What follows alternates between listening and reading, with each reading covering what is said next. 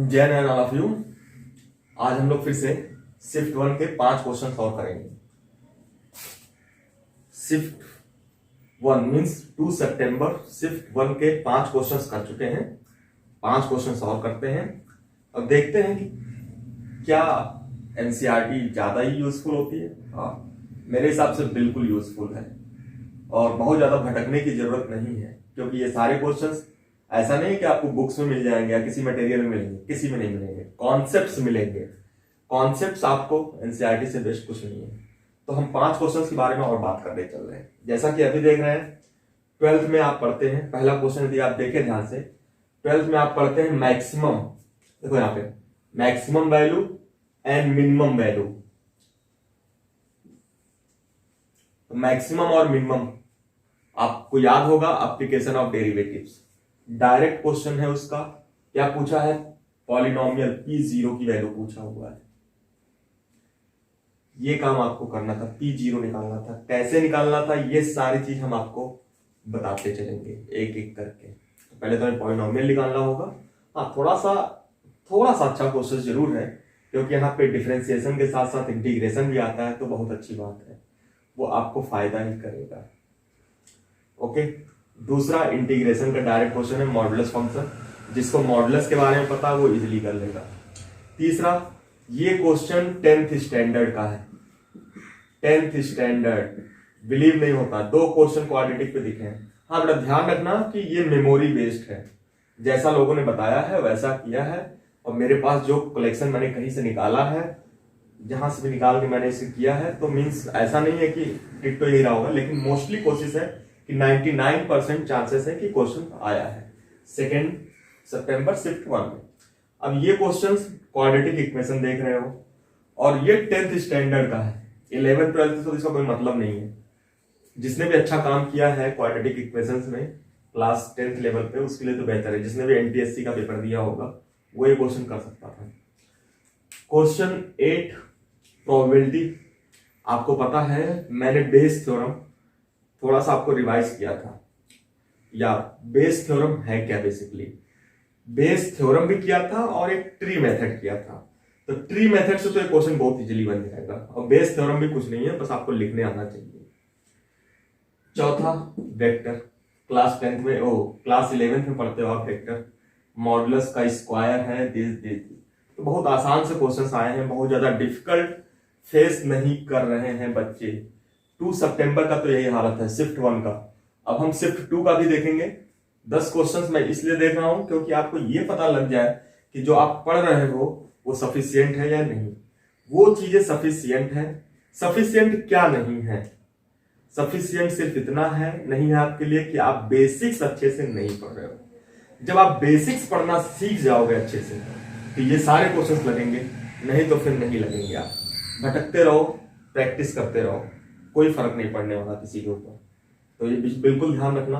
अब हम चलते हैं, पहले हम 6। हम तो कहेंगे पहले आप इसको अपने पास लिख ले सारे क्वेश्चन, फिर करें, क्योंकि मैं क्वेश्चंस लिखूंगा नहीं बीच में, फिर मैं डायरेक्ट करता चलूंगा बेटा। ये बिल्कुल ध्यान रखना कि मैं क्वेश्चंस के बीच में लिखूंगा नहीं, क्योंकि मेरे पास जो क्वेश्चंस के कलेक्शंस है यही सारे क्वेश्चंस है। आपको देखना चाहिए एक बार। तो मैं हटा रहा हूं बेटा इसको, अब आप देखते चलो। बार बार मैं इसको लिखूंगा नहीं बेटा, सिर्फ मैं गिवन दूंगा और वो दूंगा। तो सबसे पहले पहला क्वेश्चन करते हैं। काफी आसानी से कर लेंगे। जो बच्चे जानते हैं कॉन्सेप्ट्स, उनके लिए तो कोई प्रॉब्लम नहीं है। हाँ, उन्हीं के लिए प्रॉब्लम्स होगा जो नहीं। मैं इसको दोनों मेथड से बता दूंगा आपको, जैसे करना चाहो। देखो बेटा, सबसे पहले Px मैक्सिमम है, इसका मतलब क्या? किस वैल्यू पे? 1 पे। मतलब यदि Px at x is equal to 1 पर क्या है? मैक्सिमम है। ये मैक्सिमम वैल्यू ले रहा है। मैक्सिमम कितना ले रहा है? 8। Px एट, जो लिखा है मैं वही लिख रहा हूं, कुछ अलग से नहीं लिख रहा हूं। At x is equal to 2, ये क्या ले रहा है? मिनिमम। मतलब मिनिमम कितना है? 6। अब आपको पता होगा कि कोई फंक्शन, जब आप ऐसे कोई फंक्शन करते थे, fx आपको दिया होता था उसका मैक्सिमम और मिनिमम निकालने के लिए क्या करते थे, क्रिटिकल पॉइंट निकालते थे। क्रिटिकल पॉइंट कैसे आता था, एफ डैश एक्स को 0 करते थे और इसको सॉल्व करते थे तो x की वैल्यू आती थी, भाई ये तो करते थे, x की वैल्यू आती थी। अब यहां पे क्या है, जो x की वैल्यू यहां पे आती थी 1 2 जो भी आती थी, अब ध्यान देना यदि fx क्यूबिक है, देखो क्या दिया है 3 डिग्री मतलब क्यूबिक, तो f डैश x क्या होगा, f डैश x क्या होगा, क्वाड्रेटिक। बेटा यही कॉन्सेप्ट यूज किया है इसने, इस क्वेश्चन में यही जानना चाह रहा था आपसे। एफ एक्स क्यूबिक है, एफ डैश एक्स क्वाड्रेटिक होगा, और आपको 2 रूट्स दिए हैं जहां पे ये 1 हो रहा है, मतलब क्रिटिकल पॉइंट कहां दे रहा है, क्रिटिकल पॉइंट क्या दिया है 1 और 2, 1 पे मैक्सिमम है 2 पे मिनिमम है। इसका मतलब जो एफ डैश एक्स के रूट्स हैं वो कौन कौन से वैल्यूज हैं 1 और 2, तो what is the value of P dash x, तो ये तो कॉन्सेप्ट्स की बात रही। अब आपको करना क्या है, क्रिटिकल पॉइंट क्या क्या दिया है 1 और 2, तो what is the P dash x, सब लोग क्वाड्रेटिक इक्वेशन जानते होंगे, कोई k मल्टीप्लाई कर लेना x minus 1 into x minus 2, इसी को तो 0 करते थे बेटा, याद करो जब p डैश x आ जाता था तो इसको 0 के इक्वल करते थे, यहां से x की वैल्यू 1 आएगी, x की वैल्यू 2 आएगी। अब 1 पे मैक्सिमम होगा या 2 पे मैक्सिमम होगा, कैसे चेक करते थे, positive to negative and negative to positive, ये साइन चेक करते थे, तो बिल्कुल इसको आप कर सकते थे। अब आपको ये मिल गया, पी डैश एक्स क्या मिल गया, ये मिल गया, बिल्कुल। तो अब पी डैश एक्स यदि ये मिल गया तो बोलोगे सर पी एक्स कैसे निकालेंगे, बिल्कुल आसान है बेटा, आपने क्या पढ़ा था अभी, इंटीग्रेशन जिसने भी पढ़ लिया है, और मैं पढ़ा चुका हूं, कुछ लोग तो पढ़ ही चुके हैं, पी डैश एक्स से पी एक्स कैसे आएगा, इसका इंटीग्रेशन कर दो, कैसे करोगे, एक्स के रेस्पेक्ट्स में, तो क्या आ जाएगा बेटा पी एक्स प्लस सी, ये पढ़ा है भाई। डिफरेंशिएशन का इनवर्स मतलब डिफरेंशिएशन से फिर पी एक्स पाना हो तो क्या करना पड़ेगा हमें, इंटीग्रेशन, तो हमें क्या करना था, इसका इंटीग्रेशन करना था, पी एक्स मिल जाता, और पी एक्स मिलने के बाद क्या करना था, 1 पे मैक्सिमम 8 है, 2 पे मिनिमम, कहानी खत्म इसकी, इतना ही कॉन्सेप्ट था। लेकिन आप ये सारी चीजें सोच नहीं पाए होंगे, बेसिकली सोच सकते हो, सोचना ही आपका काम है अच्छे एग्जाम्स में, लेबर की जरूरत नहीं है उसको, तो फिर से क्या करें हम, इंटीग्रेट कर दें इसको, तो इंटीग्रेट करेंगे तो क्या हो जाएगा, p डैश एक्स, एक्स के रेस्पेक्ट्स में, k कांस्टेंट है बाहर आ जाएगा, इसको ब्रेक करोगे तो क्या हो जाएगा 3x प्लस 2 इंटू dx।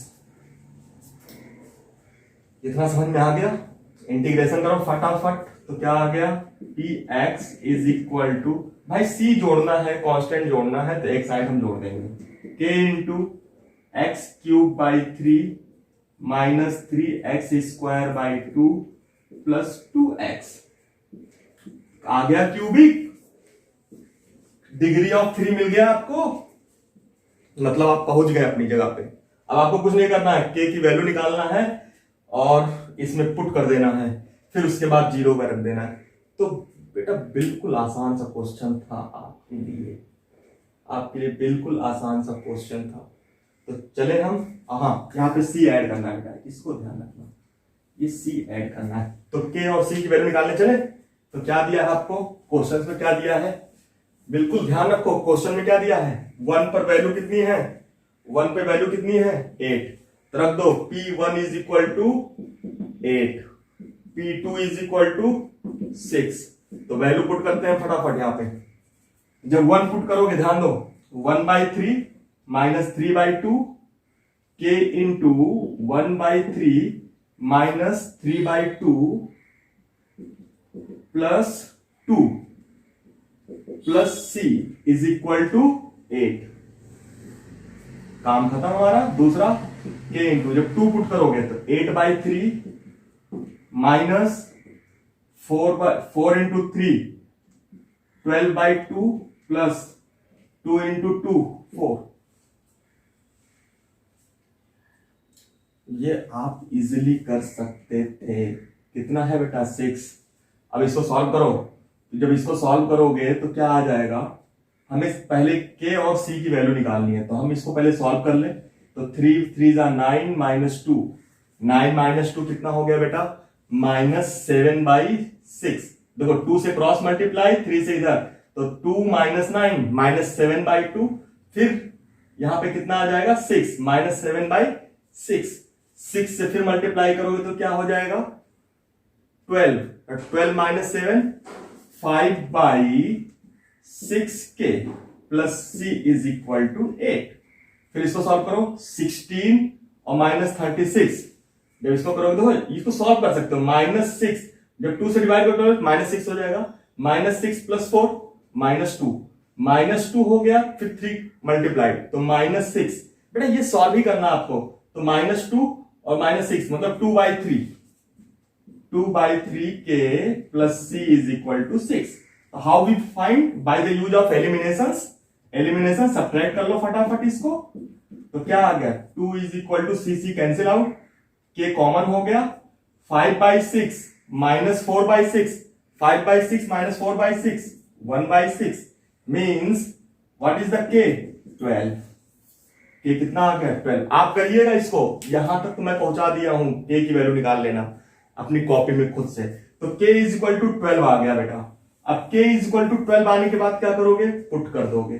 किसमें पुट कर दे, किसी एक में पुट कर दे, यहां पुट कर दे, यहां पुट कर दिया तो हमने क्या मिल गया, हमें क्या मिल गया, देखो यहां पे 5/6 into 12 plus c is equal to 8, तो c is equal to -2। k भी मिल गया, c भी मिल गया, px भी मिल गया। अब क्या चाहिए हमें, p0। कितना अच्छा सा क्वेश्चन था। अब बोलोगे सर इतना टाइम तो बहुत है बेटा, 5 मिनट से ज्यादा नहीं लगना है एक क्वेश्चन में, और 3 घंटे का पेपर है, और आपको 1 घंटे एक सब्जेक्ट पे मिल रहा है, 60 मिनट मिल रहे हैं। 60 मिनट में आप 5 मिनट भी यदि एक क्वेश्चन लगाते हो, 5 मिनट लगेगा नहीं, लगाते हो, क्योंकि गलत नहीं होना चाहिए, हमारा टारगेट ये है। तो 12 क्वेश्चन तो आप एकदम आराम से करोगे, और थर्ड यदि 12 से 15 के बीच में आपका स्कोर पहुंच गया एक सब्जेक्ट में, तो 12 से 15 मिनिमम 36 मैक्सिमम 45 क्वेश्चन करोगे। You are qualified for IIT JEE advanced and you select in the NITs, means NIT fix हो गई, IIT एडवांस मिल गया। तो क्या करना है, हमें ज्यादा करने की क्या जरूरत है, हमें तो एक स्कोर लेके अंदर घुसना है, क्योंकि वी आर इन 12th, हम 12th में हैं। तो ये बिल्कुल ध्यान रखना। अब P0 कितना होगा, 0 वैल्यू पुट करो बेटा, तो यहां से आ जाएगा P0, x की वैल्यू 0 पुट करोगे तो 0 0 0, 0 इंटू 0 मीन्स c, तो P0 is equal to c। What is the value c, -2। This is answers. तो आपको करना कुछ नहीं था बेटा, ये काम करना था इतना।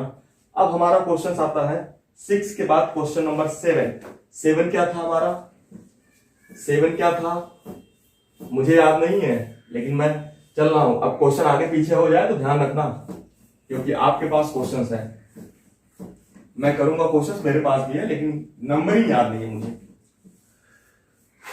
कितना अच्छे क्वेश्चंस आते हैं, और आप बोलते हो कि क्वेश्चंस नहीं आते सर, हमारे क्वेश्चंस लगते नहीं, तो वो आपकी प्रॉब्लम बेटा, आप पढ़ते नहीं। हम तो यही बोलेंगे। 7 0 to 2 modulus of x minus 1 minus x। बेटा इंटीग्रेशन सिंपल। सबसे बड़ी प्रॉब्लम जो इस क्वेश्चन की थी ये मॉडुलस, और मॉडुलस फंक्शन आपके एनसीईआरटी में बताया गया है कि modulus function you are your syllabus, ये आपके सिलेबस में है। अब मॉडुलस सिर्फ ये नहीं है कि मॉडुलस एक्स पढ़ के छोड़ दिया, इसको तो आपको पढ़ना ही चाहिए था आगे। अब कैसे ब्रेक करेंगे, लिमिट कहां से कहां तक है, 0 से 2 तक। आप जानते हो इसका मतलब होता है इंटीग्रेशन सम होता है, मतलब area bounded between these curves. ये कोई कर्व है, उसके 0 से 2 तक एरिया कितना बाउंड हो रहा है, यही मतलब होता है इंटीग्रेशन का, कुछ नहीं होता है। अब हम निकालेंगे कैसे, सबसे पहले बेटा इसका क्रिटिकल पॉइंट क्या है, 1।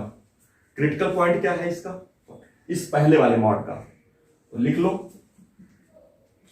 तो हम इसको fx मान लें, x less than 1, x greater than 1। Less than 1 पे ये क्या होगा, ये वाला मॉडुलस निगेटिव। भाई एक से छोटा पुट करोगे आप तो निगेटिव आएगा, पुट करो तो minus of x minus 1 minus x, ये मॉडुलस आ गया। ग्रेटर देन 1 पे क्या आएगा, ये ग्रेटर देन 1 पे क्या पॉजिटिव आएगा। तो पहला मॉडुलस मैं खत्म कर रहा हूं, अभी बाद में ये बाहर वाला खत्म करूंगा। तो x माइनस 1 माइनस एक्स। अब यदि ध्यान से देखो इसको सॉल्व करने के बाद ये क्या बन जाएगा, माइनस माइनस 2x और प्लस 1, तो मॉडुलस ऑफ 1 माइनस 2x ये बन गया जब x लेस देन 1 है। इतना समझ में आया। अब यहां पे क्या बचा, minus 1। What is the modulus of minus 1? 1। मतलब एक से बड़ा तो कोई प्रॉब्लम है ही नहीं, एक से बड़े पे तो कोई प्रॉब्लम है ही नहीं, प्रॉब्लम यहीं पे है जब x एक से छोटा है। अब देखो बेटा यहां पे फिर मॉड आ गया। अब इसका क्रिटिकल पॉइंट क्या है, तो बोलोगे सर इसका क्रिटिकल पॉइंट ऐसे निकालते हैं, 1 minus 2x equal to 0, 2x equal to 1, x equal to 1/2। मतलब ये ग्राफ फिर से ब्रेक होगा, कहां ब्रेक होगा, 1/2 पर। तो फिर से देखो यहां पे यदि x मतलब कहां से स्टार्ट था बेटा, 0 से तो स्टार्ट था, ये ध्यान रखना है, ये 0 से स्टार्ट है। क्यों 0 से स्टार्ट है, क्योंकि 0 यहां पे दिया है, देखो बेटा 0 से दिया है, तो 0 to 1, 1 से बड़ा, इतना हमने किया पहले। फिर उसके बाद 0 से 1 और 1 से बड़ा।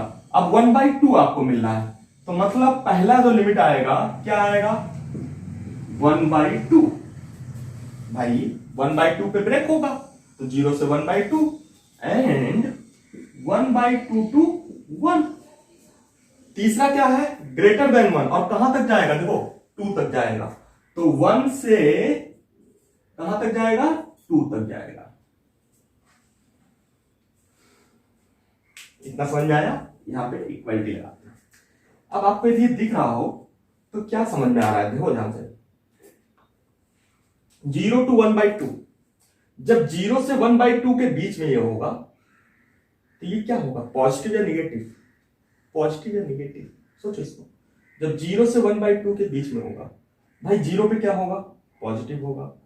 1/2 पे क्या होगा, 0 होगा। 1/2 पे क्या होगा, 0 होगा। तो बस 0 पे ये 1 हो रहा है, 1/2 पे 0 हो रहा है।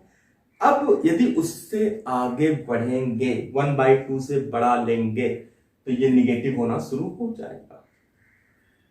क्लियर, इतना तो क्लियर हो गया। मतलब ये अभी पॉजिटिव आएगा, कब, जब 0 से 1/2 के बीच में है। और जब 1/2 से 1 के बीच में है तो क्या हो जाएगा, निगेटिव। तो माइनस ऑफ 1 माइनस 2x। और 1 से 2 के बीच में आपको पता ही 1 है, इसमें तो कोई छेड़खानी नहीं है। जितना काम करना था यही करना था, इसमें तो कुछ था ही नहीं। अब ये fx है, ये fx है, 3 पॉइंट पे ब्रेक है, तो इसका इंटीग्रेशन क्या होगा, पहले 0 से 1/2, 1 minus 2x dx plus 1/2 to 1। देखो माइनस से मल्टीप्लाई करोगे तो क्या हो जाएगा, 2x माइनस 1 dx, फिर 1 to 2 क्या है बेटा, 1 into dx। अब देखो ये सारी चीजें आपको समझ में आ गया। इसका इंटीग्रेशन कौन नहीं कर पाएगा, यही तो डिफिकल्ट टास्क था, फटाफट कर लेना। x minus x square 0 to 1/2, x square minus x 1/2 to 1। What is this, x 1 to 2। अब यदि ध्यान से देखो वैल्यू पुट करो तो 1/2 minus 1/4 plus 1 minus 1 minus 1/4 minus 1/2 plus 2 minus 1 हो गया। तो 1/2 minus 1/4 1/4, 1 minus 1 0, minus 1/4 plus 1/4 plus 1। What is this answer? 3/2. This is a final answer.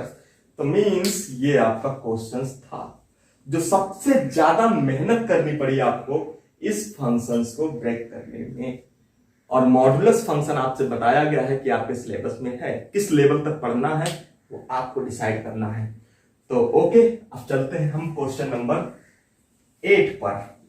8 question क्या था मुझे याद नहीं आ रहा, थोड़ा सा क्वाड्रेटिक था, शायद क्वाड्रेटिक था।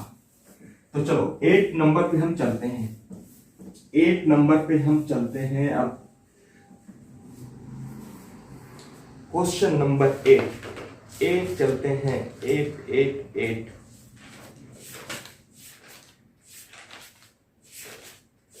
हाँ 8 let alpha and beta, let, ये question, let alpha and beta are roots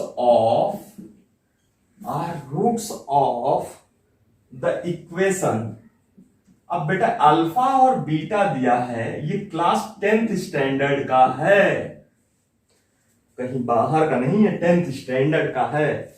अब आप नहीं कर पाओ तो बात अलग है। 6x - 2 = 0। तो इफ Sn = अल्फा की पावर n, बीटा की पावर n, n = 1 2 3 ... जो भी लिखना है। इस क्वेश्चंस को सॉल्व करने से पहले हमें 4 ऑप्शंस देखने थे, क्योंकि पता नहीं फाइंड आउट क्या करना है। तो फाइंड आउट करने का तरीका तब आपको मिला जब आपने ऑप्शंस देखा क्या फाइंड आउट करना है। 6s की पावर 6s/6, भाई ऐसे ना आपको ये गिवन है s6, 5s की पावर s5 = 2s की पावर 4। ऑप्शन बी दिया था आपको 6s की पावर 6 प्लस 5s की पावर 5 प्लस 2s की पावर 4 = 0। कुछ नहीं था इस क्वेश्चन में, सिर्फ लिखने में टाइम लग रहा है। ये क्वेश्चन विद इन 2 मिनट्स होते हैं, 2 मिनट से ज्यादा नहीं लगते। 5s की पावर 6, 6s की पावर 5 प्लस 2s की पावर 4 = 0। डी 5s की पावर 6 प्लस 6s की पावर 5 = 2s की पावर 4। बेटा देखो, अब आपको ऑप्शंस देख के कुछ आइडिया लग रहा है कि हमें क्या चाहिए। ऐसे क्वेश्चंस आप बेसिकली करके जाते हो। भाई अल्फा और बीटा इसके रूट हैं, तो अल्फा और बीटा रखेंगे, इतना हमें पता है, ये इसको सेटिस्फाइड करेंगे। तो हमें चाहिए क्या, Sn, S6, देखो S6 और S5 चाहिए, S6 और S5 चाहिए हमें। तो सबसे पहले हम इसको सेटिस्फाइड कर लें। अल्फा एंड बीटा रूट्स, तो सेटिस्फाइड करेंगे। Alpha square plus 6 alpha -2 = 0। Then 5, फिर ध्यान देना, फिर 5 बीटा रखो बेटा, बीटा स्क्वायर प्लस 6 बीटा -2 = 0। अब देखो हमारा काम इससे नहीं बन रहा है, हमें क्या चाहिए, 6 चाहिए, S6 और S5 चाहिए और S4 में चाहिए रिलेशन। अब बिल्कुल यदि आप इस पे ध्यान दो, S6 क्या होता है,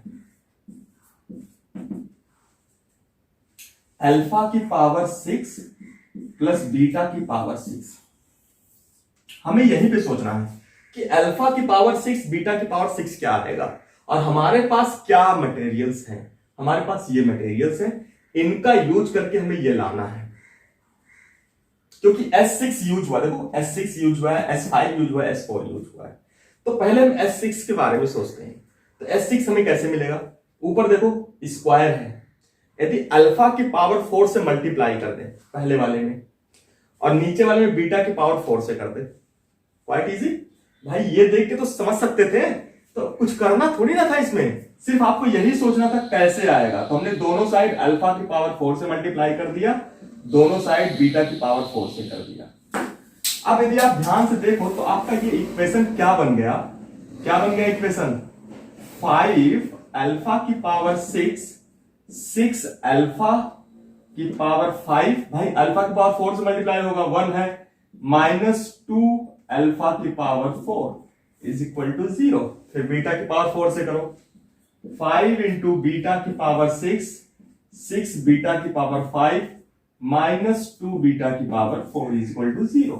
अब इन दोनों को ऐड करो बेटा, तो 5 कॉमन हो जाएगा, अल्फा की पावर 6 इंटू बीटा की पावर 6 कॉमन हो जाएगा, अल्फा की पावर 5 इंटू बीटा की पावर 5 -2 अल्फा की पावर 4 इंटू बीटा की पावर 4 इज इक्वल टू 0। अरे भाया ये क्या है, S6 नहीं है, ये S5 नहीं है, ये S4 नहीं है, नहीं समझ में आ रहा है। इतना आसान सा आपका मैटर था, सिर्फ थोड़ा सा सोचना था आपको। 2s की पावर 4, व्हाट इज दिस, इसको इधर ले जाओ, आपका आंसर आ गया आंसर्स, यही तो था। What will be the options, what will be the options, D is the correct answer. तो ये क्वेश्चन तो बिल्कुल ऑप्शंस देख के जज हो जाता। कुछ लोग कहेंगे नहीं कर पाते, तो बेटा होता तो, लेकिन ये क्वेश्चन तो कोई छोड़ेगा नहीं, लाइक ऐसे गूगली क्वेश्चंस, क्योंकि इतना आसान सा था। बच्चा भले टाइम खर्च कर दे, ना लगे उसका, लेकिन वो करता जरूर, बिल्कुल, क्योंकि इसमें कुछ नया करना ही नहीं था उसको। 10th में भी पढ़ के गया है। तो हमारे कितने क्वेश्चंस हो गए, 5 6 7 8 क्वेश्चंस कंप्लीट हो गए हमारे। 3 क्वेश्चंस हो गए हैं, अब 2 क्वेश्चंस और बचे हैं। तो सबसे पहले हम कौन सा क्वेश्चन लेते हैं, एक क्वेश्चन लेते हैं। मैंने बोर्ड पे पहले ही लिख दिया था क्वेश्चन, इसलिए मैं बोल रहा हूं कि जो क्वेश्चन मैंने पहले लिखा है उसको आप जरूर देख लेना, हो सकता है आगे पीछे हो जाए। तो हम वेक्टर का क्वेश्चन लेने जा रहे हैं, बिल्कुल आसान सा क्वेश्चन था। वेक्टर में क्या आया था, देखो आप ध्यान से देखो, वेक्टर ए,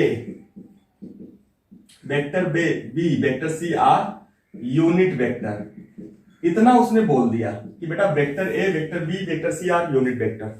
तो आपके दिमाग में क्या आएगा ख्याल, और such that vector A minus vector B का whole square, vector A minus vector C का whole square is equal to given है 8।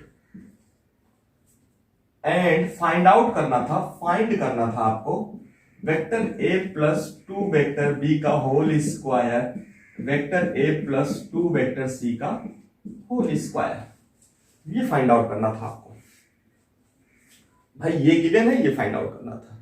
तो जब आपको बोला गया कि ये यूनिट वेक्टर है, तो यूनिट वेक्टर से पहला ख्याल क्या आया आपके दिमाग में? हमारे हिसाब से जब मैं करता तो यूनिट वेक्टर होता तो सबसे पहले मॉडुलस ध्यान आता, modulus of unit vector 1, modulus of unit vector 1, modulus of unit vector 1, ये 3 तो मुझे समझ में आता, पहले तो मैं यही करता। फिर दोबारा देखते हैं, यहाँ पे स्क्वायर ए माइनस बी का होल स्क्वायर या modulus of A minus whole square, सब करके जाते हो, A square plus B square plus C square. यहाँ पे मॉडुलस है तो क्या बोलोगे, modulus of A square plus modulus of B square -2 times, याद करो आपकी बुक्स में भी होगा, ए डॉट वेक्टर बी।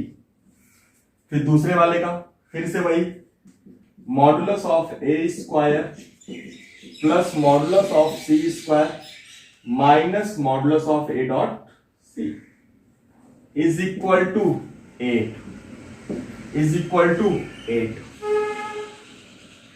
इतना तो क्लियर हो गया मालिक, क्या करना था।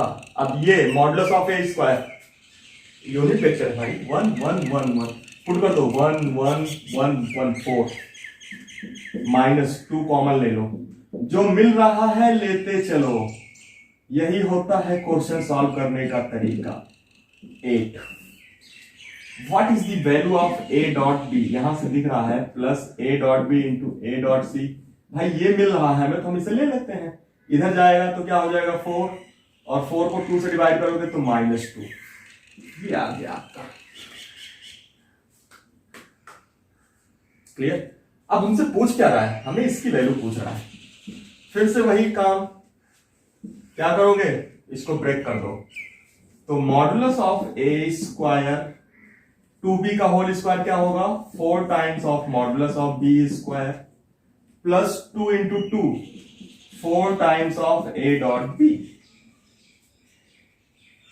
क्लियर।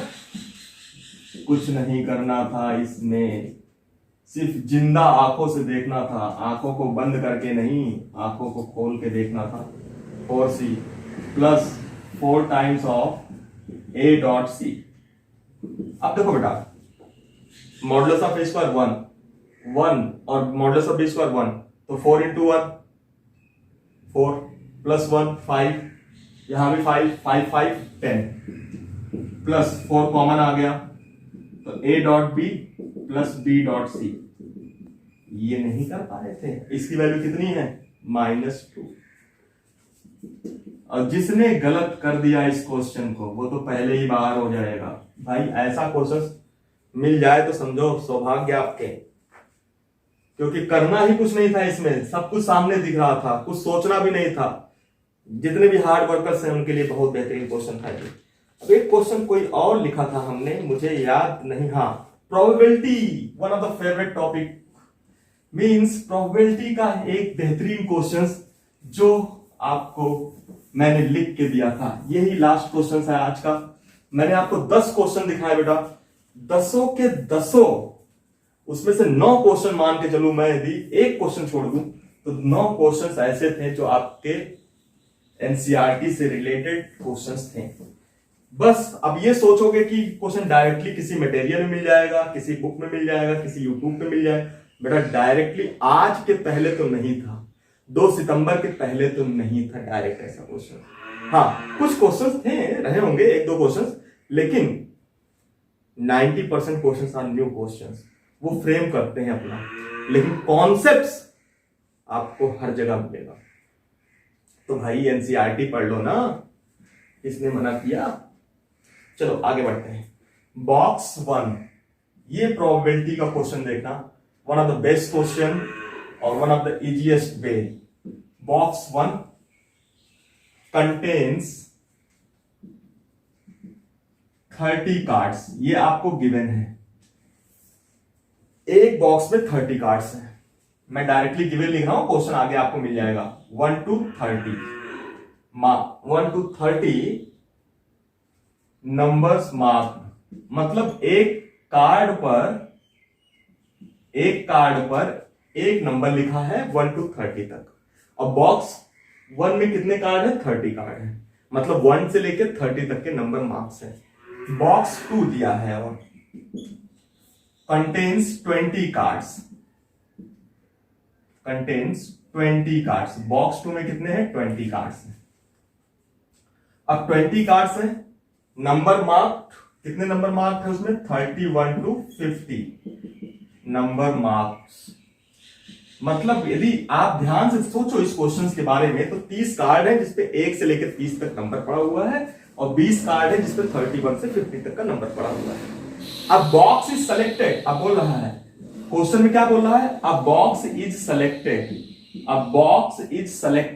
एक बॉक्स सेलेक्ट किया, कोई एक बॉक्स लिया, कौन सा लिया पता नहीं। अब box is selected and a card is drawn, भैया मैं बोलूं आप कोई भी एक बैग ले लो, उसमें से कार्ड निकाल लो, एक कार्ड निकाल लो। अब क्या कह रहा है, find the probability if the number on the card is non prime. जो आपने कार्ड निकाला, if number on the card is non prime, मतलब प्राइम नंबर नहीं है, non prime, then what is the probability, आपको बताना है जो आपने कार्ड निकाला है उसका नंबर नॉन प्राइम नंबर है, और what is the probability that card, वो कार्ड कहां से आया, that card is came from box 1।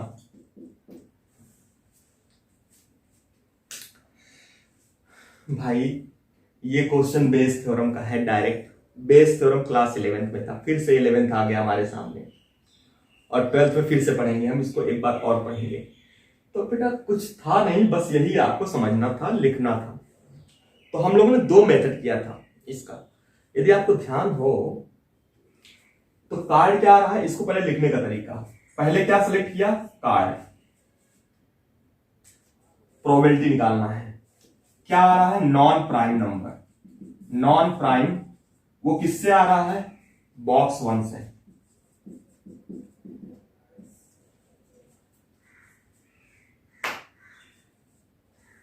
इसको लिखने का तरीका क्या था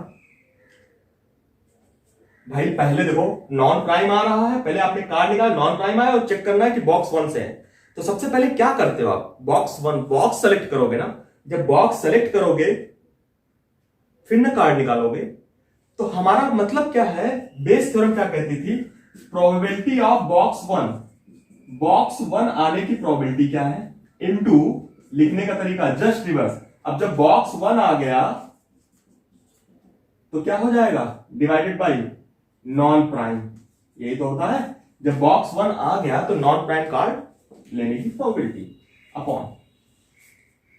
अब भाई जरूरी थोड़ी आपके पहले आ जाए, ये तो हमारी रिक्वायर्ड है। और टोटल क्या होगी, टोटल प्रोबेबिलिटीज, भाई बॉक्स 2 भी आ सकता है, बॉक्स 1 भी आ सकता है।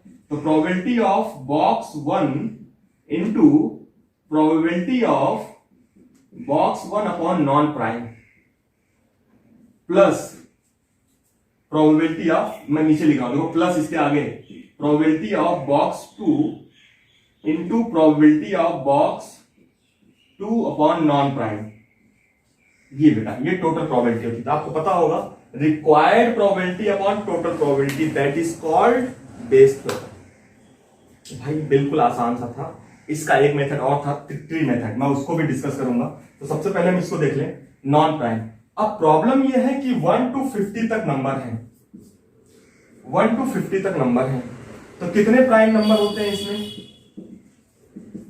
ये चेक कर लो बेटा, कितने तक होते हैं, मुझे तो याद है 1 to 50 तक याद रखना 15 प्राइम नंबर होते हैं टोटल, और 1 to 100 तक 25 प्राइम नंबर होते हैं। ये दो चीज अपने दिमाग में रखना। अब आते हैं बात, हमारे पास 2 बैग हैं, बैग 1 में कितने हैं, 30 कार्ड, तो 30 कार्ड्स तक कितने प्राइम नंबर हैं, 2 3 5 7 9 11 13 17 19 23 23 के बाद 29 31 1 2 3 4 5 6 31 के बाद 33 नहीं 34 35 36 37, हाँ 1 2 3 4 5 6 7 8 9 10 11 12, 37 के बाद कौन आएगा, 39 नहीं, 40 नहीं, 41, 41 के बाद 42 43, 43 के बाद 47, मतलब 1 2 3 4 5 6 7 8 9 10 11 12 13 14 15 हो गए। अब 30 तक कितने हैं, कितने, तो 30 तक कितने प्राइम नंबर है आपके पास, चेक करो, 10, 1 2 3 4 5 6 7 8 9 10, यही काम करना था आपको। तो 10 नंबर्स हैं। अब 1 to 30 तक मैं लिखूं तो 10 प्राइम नंबर है, तो नॉन प्राइम कितने हैं, 20 नॉन प्राइम। बिल्कुल ध्यान देना बेटा, कुछ अलग से नहीं है इसमें। फिर 31 से 50 तक कितने प्राइम नंबर हैं, 5। नॉन प्राइम कितने हैं, 15।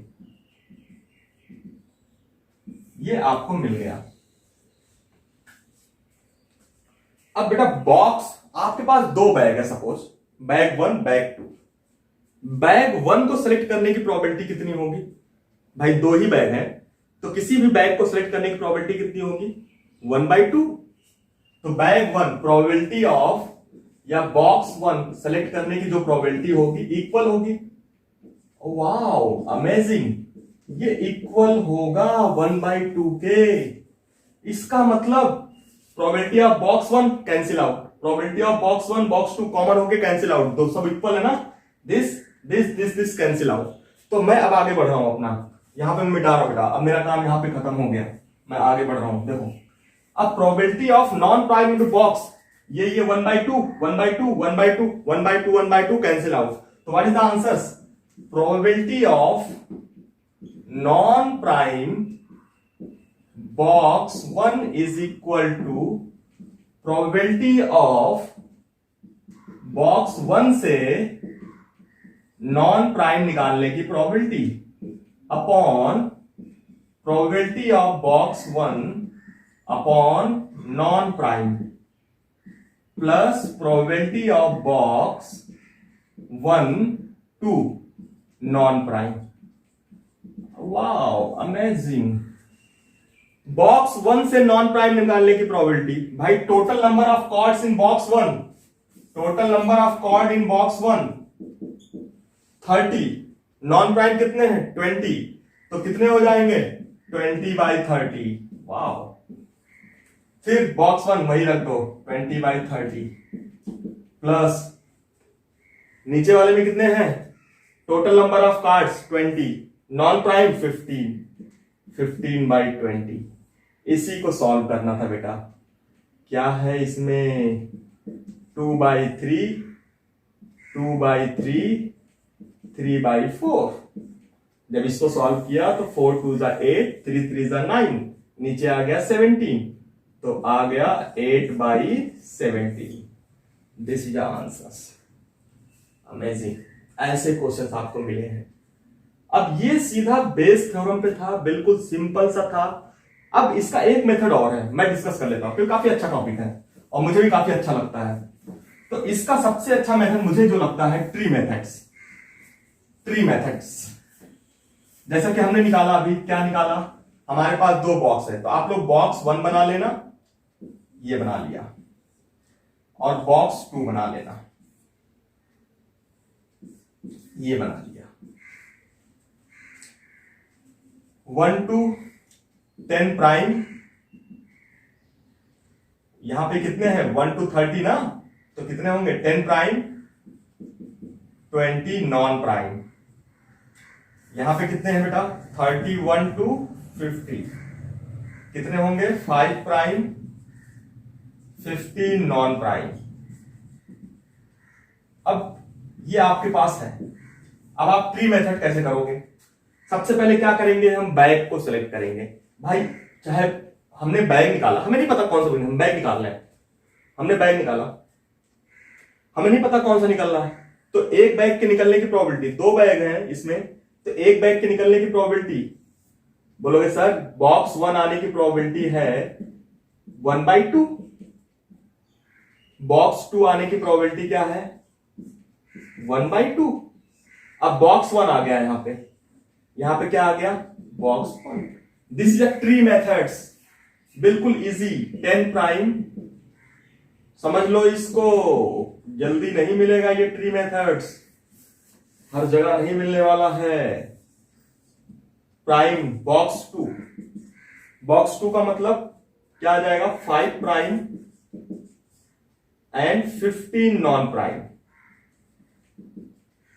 अब हमें कौन सी प्रोबेबिलिटी चाहिए, ध्यान रखो, हमें कौन सी प्रोबेबिलिटी चाहिए, नॉन प्राइम नंबर आए, किससे आए बैग 1 से या बॉक्स 1 से। तो यहां पे बॉक्स 1 से नॉन प्राइम नंबर आने की प्रोबेबिलिटी 20 नॉन प्राइम है और टोटल कितने 30, तो what is this 20/30 is a non prime number.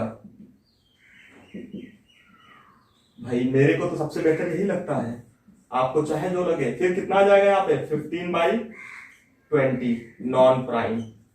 अब आपको क्या चाहिए बैग 1 से ना, जो बॉक्स 1 से पूछ रहा है, तो इसका मतलब ये वाला सबसे ऊपर होगा।